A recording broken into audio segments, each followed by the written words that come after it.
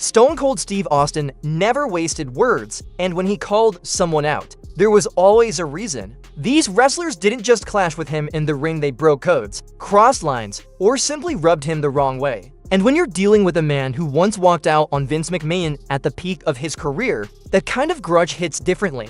Back in 1998 on Raw, Stone Cold flipped the double bird right in Jeff Jarrett's face. Jarrett had just returned to WWE thinking he'd feud with Austin and fired off a reckless promo, calling Steve a washed-up ringmaster and mocking Austin 316, which was practically blasphemy. Austin had no warning about this segment, and backstage, Vince Russo recalled that Steve's face turned blood red before he tore into Jarrett, shouting that he was messing with his livelihood and demanding, "Never book me with that guy." For Austin, this wasn't just business, it was personal. It went all the way back to the Memphis days in the early 90s when Austin was grinding for scraps while Jeff coasted on the promoter's dime. One night, Jarrett passed by and mocked him, saying, "Keep staring at that paycheck, boy. It ain't getting any bigger." Those insults stuck, and Jarrett's 1997 promo was the last straw. Austin saw it as Jarrett trying to ride his momentum and dig up old wounds. He refused to work with him, and when Russo tried again 6 months later, Austin shut it down. Jarrett was removed from Stone Cold's path entirely.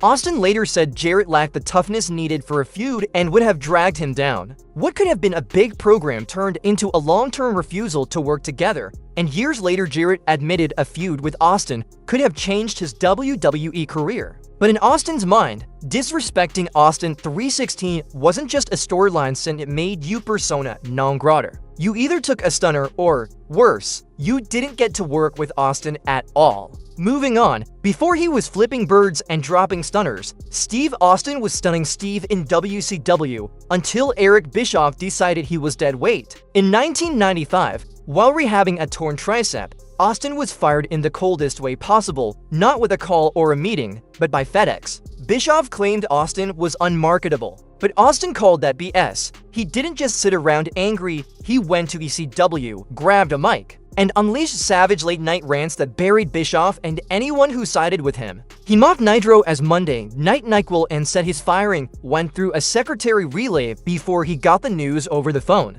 His rage was real, but his sarcasm was sharp. Austin revealed he had pitched matches with Sting and Hulk Hogan and was always shut down. He called Bischoff blind and said that after being fired, his phone didn't stop ringing. What burned him wasn't just being let go, it was how cheap it felt. After busting his ass for WCW, he got a pink slip in a box. That slap in the face lit the fire that created the anti-authority Stone Cold persona. Bischoff would later admit firing Austin by FedEx was a mistake, but he still couldn't resist blaming it on Austin's attitude problem. Austin hated being underpaid and overlooked, and years later he brought Eric Bischoff onto his podcast. There was no shouting match, but there was no forgiveness either. You could see Steve smirking as if to say, "Yeah, Eric, how's that decision holding up?" Eventually, they worked together when Bischoff came to WWE in 2003, and Austin got to hit him with stunners, which must have felt incredibly satisfying. Time cooled things off, but back in the late 90s, Austin flat out hated Bischoff. Imagine Bischoff in 1998, watching Austin light up arenas, hearing the glass shatter, and knowing he had handed Vince McMahon the Attitude Era on a silver platter.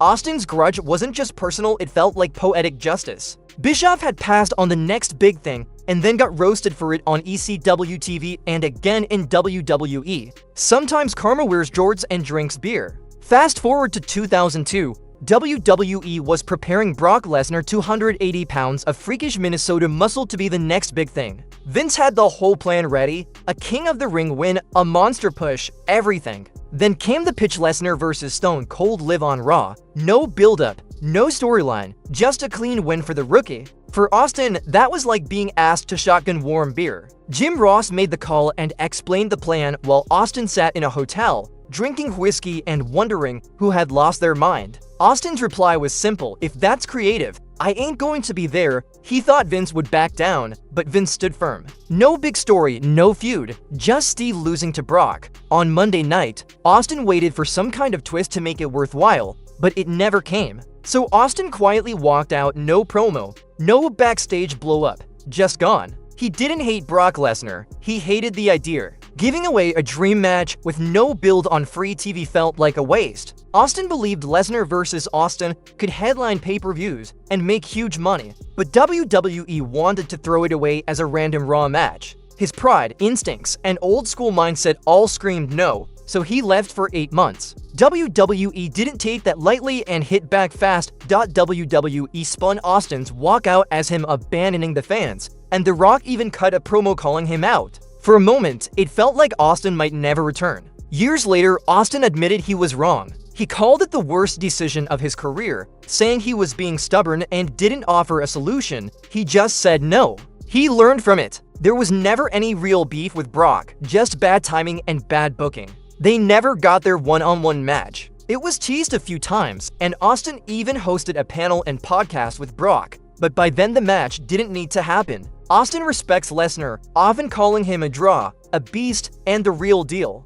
Brock understood too, saying it was just business. But back then, Austin felt like he was being sacrificed to a rookie with no build, no warning, and no good reason, so he refused. The lesson? If you pitch a bad idea at 2 a.m., be ready to lose your top star by breakfast. Now for one of the more bizarre moments. Remember Jonathan Coachman, the goofy announcer who became a heel stooge in the early 2000s? In 2005, WWE actually pitched a match, Stone Cold Steve Austin vs. Coachman. Not a joke. The story was that Coach helped fire Jim Ross on TV, and Austin, loyal to Junior, was supposed to show up at Taboo Tuesday and beat Coach to win JR's job back. On paper, it was meant to be harmless. Austin stomps Coach, drinks a beer, fans go home happy. But then came the changes, interference, a messy finish, maybe even Coach winning with help from Vader or Mark Henry. According to Coachman, Austin thought the whole match was beneath him. On show night, Austin didn't show up. Fans instead got Batista, who came out and destroyed Coach. Austin was reportedly nursing a knee injury, but it was clear he wasn't coming. From Austin's perspective, selling even a single punch for Coach was insulting. He'd gone toe-to-toe with The Rock and The Undertaker, and now they wanted him bumping for an announcer? Coach later said he was disappointed but understood Austin stared him. He just felt ghosted.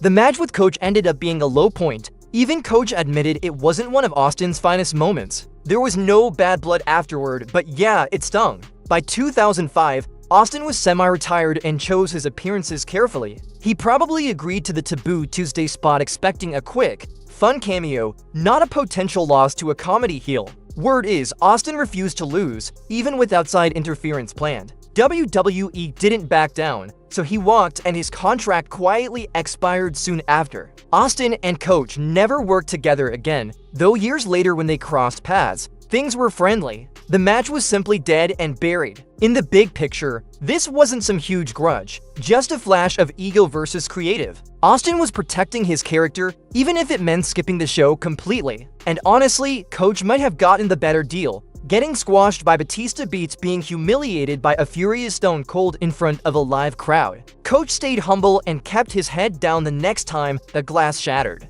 By early 2002, Steve Austin was still red hot in WWE, but his patience was running thin. Enter Scott Hall, aka Razor Ramon, returning alongside Hogan and Nash as the NWO. Austin was paired with Hall heading into WrestleMania 18. It wasn't Rock versus Hogan, but Hall was a big name and the company needed something for Austin. The build was ice cold though. The best moment of the feud came when Austin tied Hall to a chair and drenched him with beer on SmackDown, which pretty much said it all. Backstage, Austin was annoyed for two reasons. First, he wanted Hogan, but Hulk worked his magic and got himself booked against The Rock instead. Second, Hall was struggling with personal issues, and Austin didn't trust him to handle a WrestleMania match. Come WrestleMania 18 in Toronto, the plan at one point was for Hall to beat Austin. Then Hall showed up looking rough, like Minibar Massacre rough. Austin took one look and said, "Nope." Jim Ross later said Austin outright demanded the finish be changed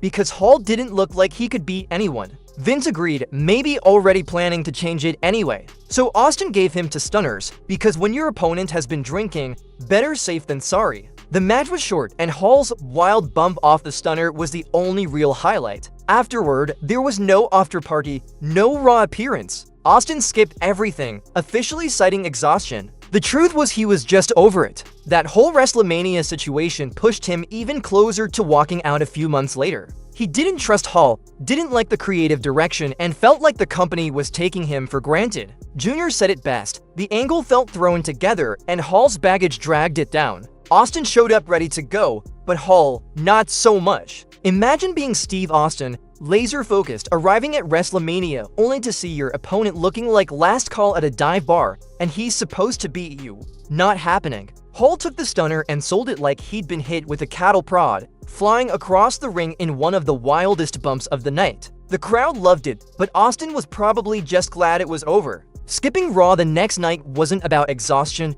it was pure disgust. This was a clash of two careers heading in opposite directions. Austin was still trying to uphold his standard, while Hall was running on reputation and fumes, stumbling into WrestleMania unprepared. Austin wasn't going to let that slide, so he did his job, hit the stunners, and left. Now imagine Stone Cold Steve Austin versus Hulk Hogan. Just saying, it feels like calling on the wrestling gods. The biggest star of the 90s versus the biggest star of the 80s. A dream match that somehow never left fantasy booking. So why didn't it happen? One word: ego. Mix in some creative tension, backstage mistrust, and you've got the recipe for a missed classic. These two legends barely crossed paths. When Hogan was headlining the 80s, Austin was grinding it out in Texas. When Austin blew up during the Attitude Era, Hogan was in WCW spray painting belts and pulling strings behind the scenes. Two alpha dogs to separate yards. Fast forward to 2002, Hogan's back in WWE. The internal plan was Rock versus Hogan first at WrestleMania 18, then build toward Austin versus Hogan. WWE even teased it with that backstage SmackDown segment where Hogan offered Austin a beer, which got a big pop, but nothing came of it. Backstage, it was all politics. Bruce Pritchett has said he doesn't think Austin and Hogan disliked each other, it was just timing and positioning. Translation: neither man wanted to take the loss. Austin, being old school, would take the L if it made sense, but by 2002 he wasn't convinced Hogan could go in the ring.